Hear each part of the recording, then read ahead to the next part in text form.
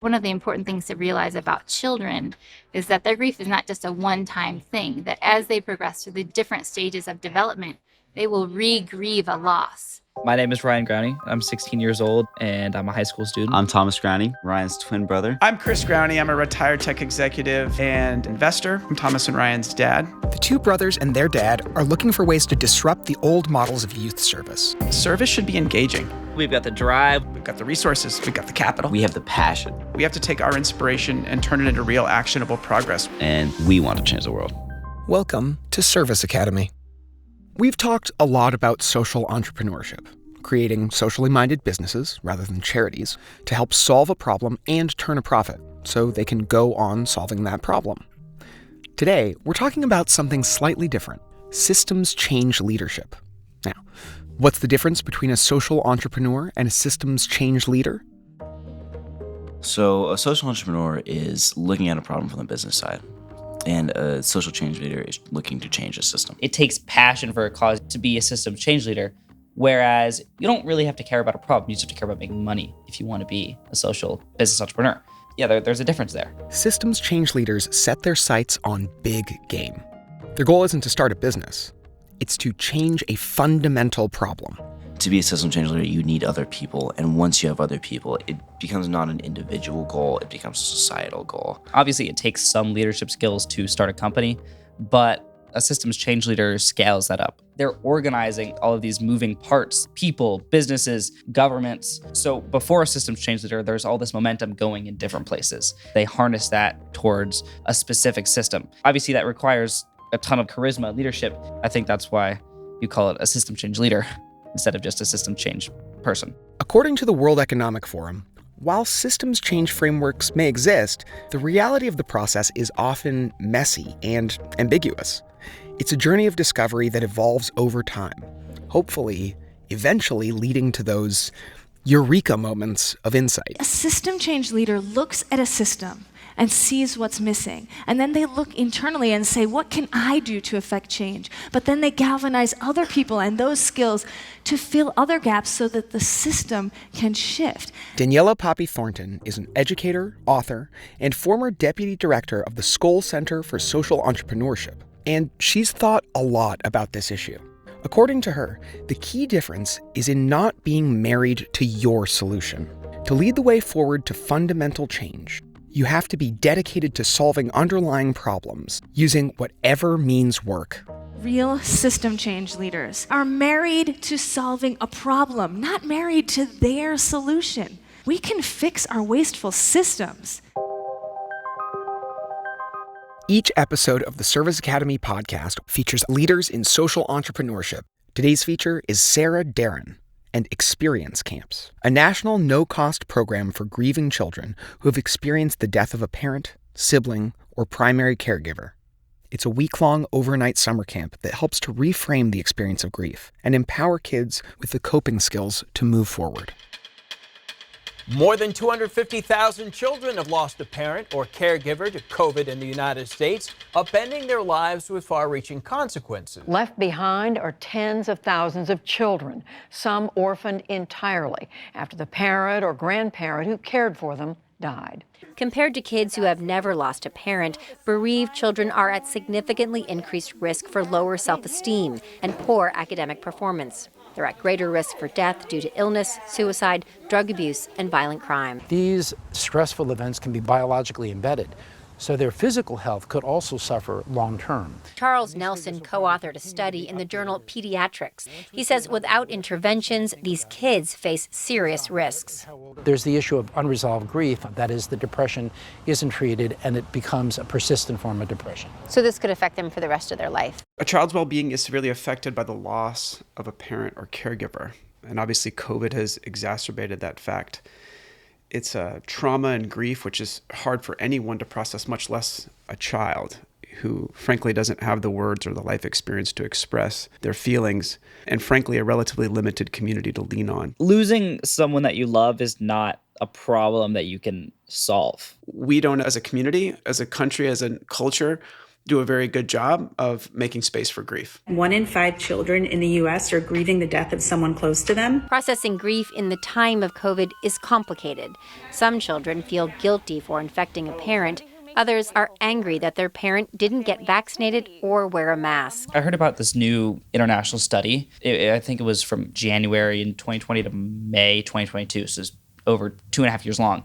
They surveyed that nearly 8 million kids under the age of 18 had lost a parent or primary caregiver to a pandemic-related cause. When the researchers included the deaths of secondary caregivers, like grandparents or older relatives, the number of kids affected rose to 10.5 million.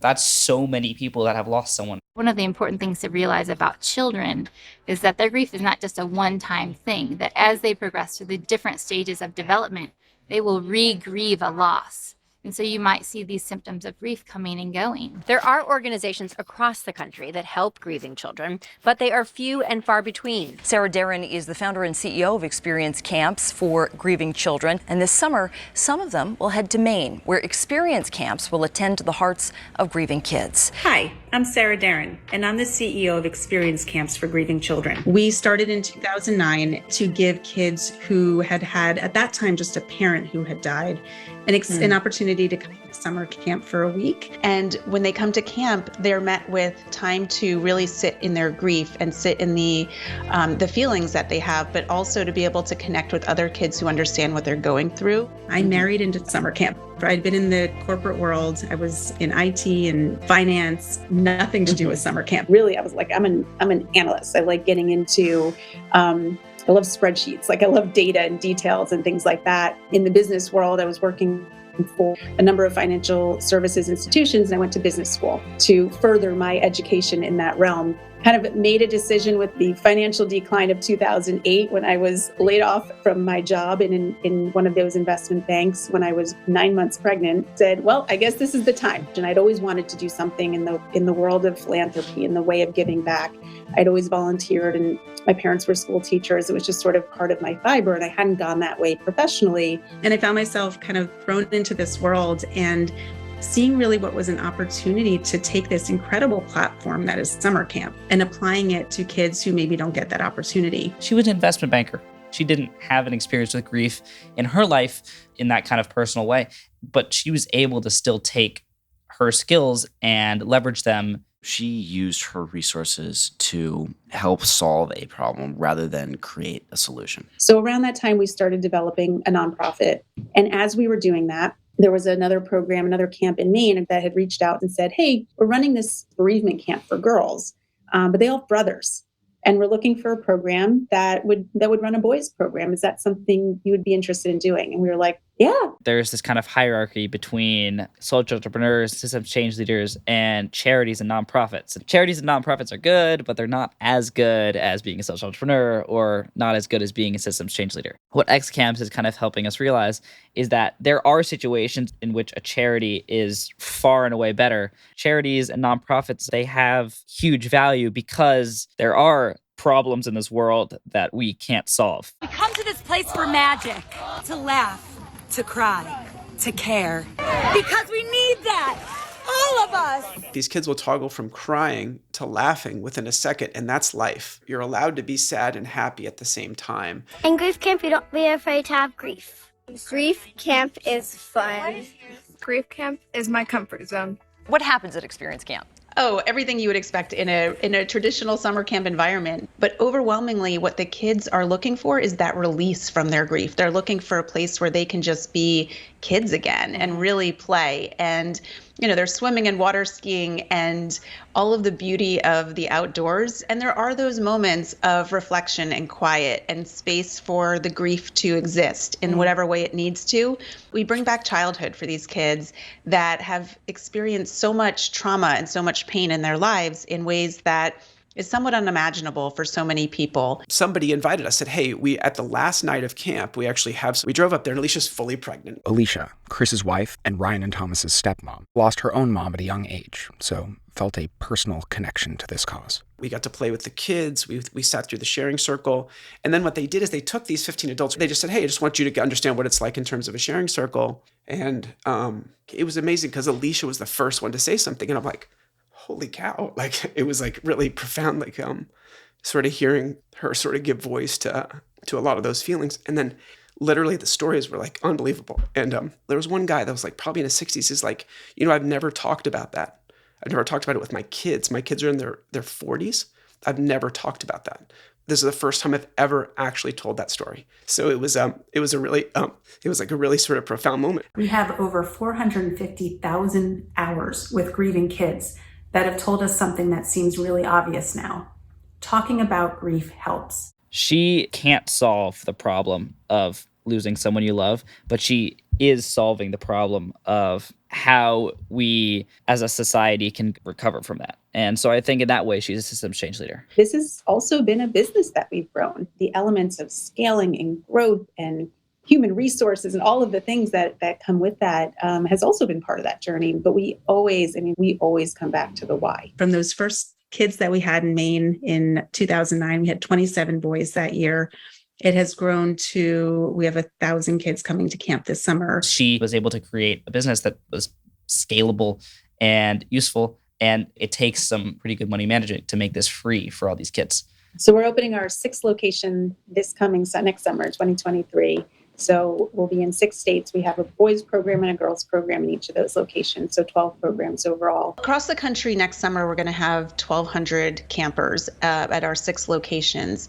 In Maine alone, our New England camp will serve close to 300 kids, if not more. She realized that she needed to do more than just this camp and that people needed support and resources year round instead of just this 1 week out of the year. I do believe as soon as you skip outside of the camp, centers and places near schools and otherwise is the part where she's really looking to be able to address grief more generally, not just in support of campers that are at home, but also in support of people that couldn't get to camp. Actually, this summer, Thomas and I got invited to become counselors in training at X camps. And so, that's an amazing opportunity. If I can make a 1% change in the way they feel, that's a win. Somehow heartbreak feels good in a place like this. Intervening at the right moment in someone's life can be a game changer for the grieving process.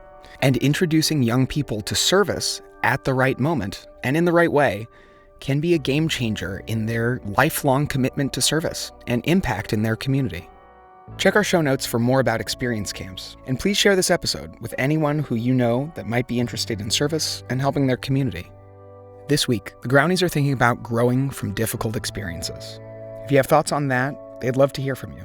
Reach out to them at serviceacademy.org.